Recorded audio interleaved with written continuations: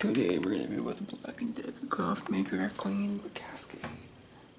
Just clean as you do, it's pretty clean. You got an insulated pot, 95. I'm gonna show you it. It needs to be fucking gross.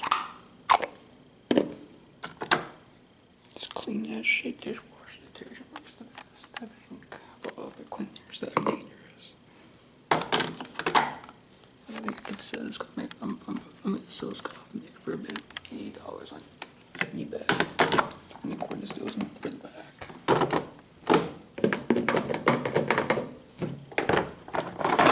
Nice curves, you get it off and on start system. You can program it for the morning. You got a nice reservoir that comes out. Nice reservoir. Pretty darn good. Coffee maker, 5 stars. A lot better than the Queens in there and the bun and Mr. Coffee. So yeah.